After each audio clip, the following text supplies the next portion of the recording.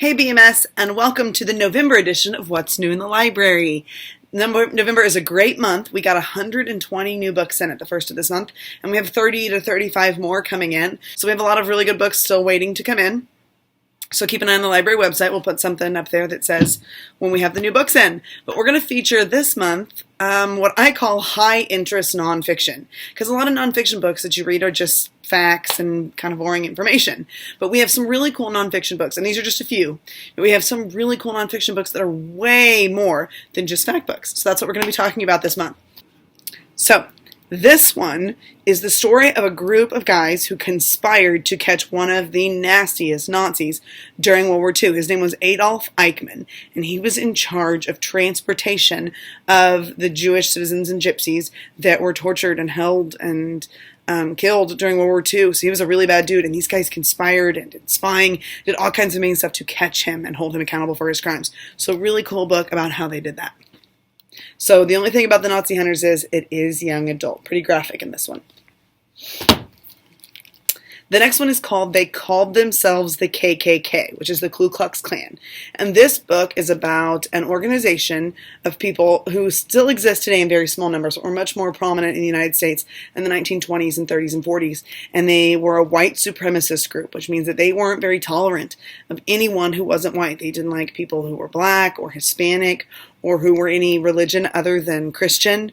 And they weren't very nice. They did a lot of terrible things, and they hid behind these masks.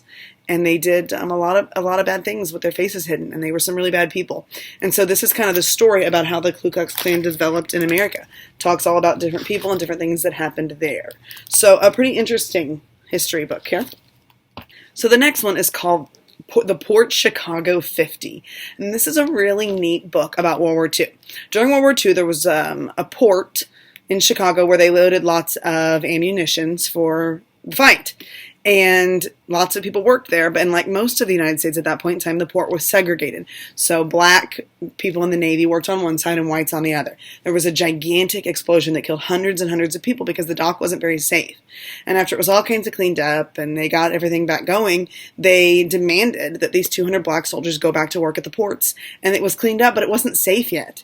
And a lot of them refused, and they said, unless you make those conditions safe, we're not going back. And they told them that that was treason, and they were going to be tried, and it was mutiny, and they were, committing treason against the United States of America.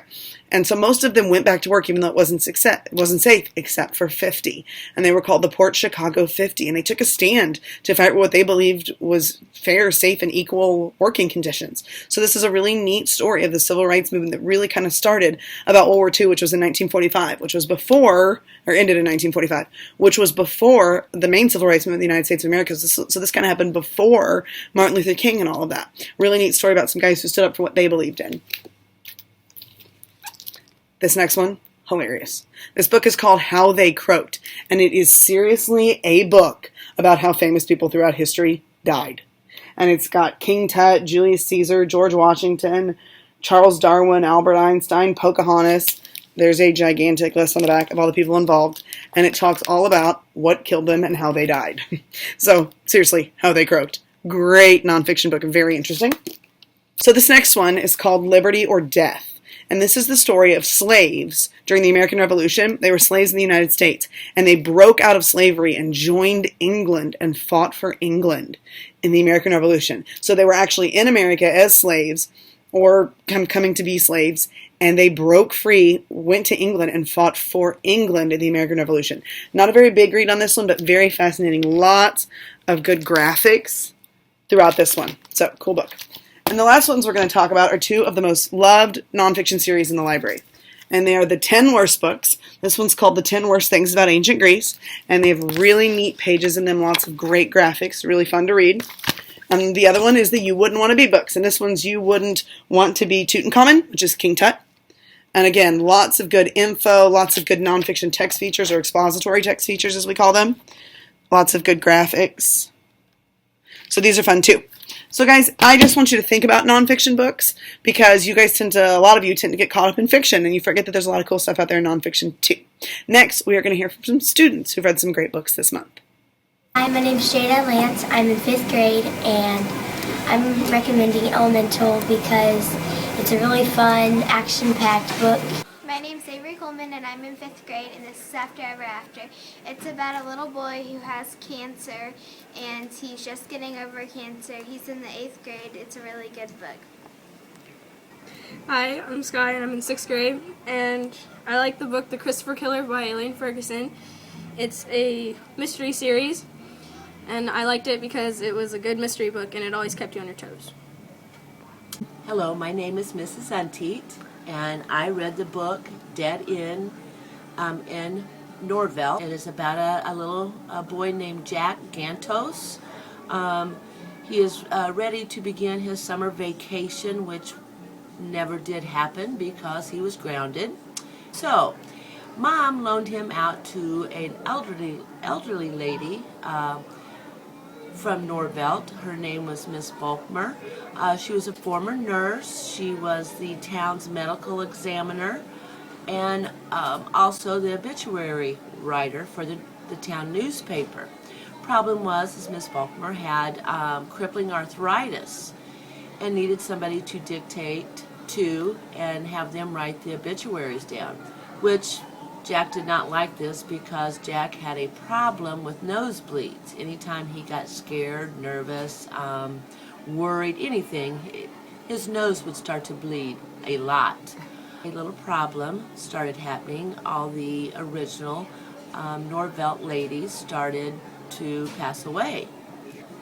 Main editor for the newspaper named Mr. Green told John that he thought somebody was getting rid of these ladies. Next to the last lady passes in Norvelt, they call in the FBI, the Highway Patrol, and there is an investigation.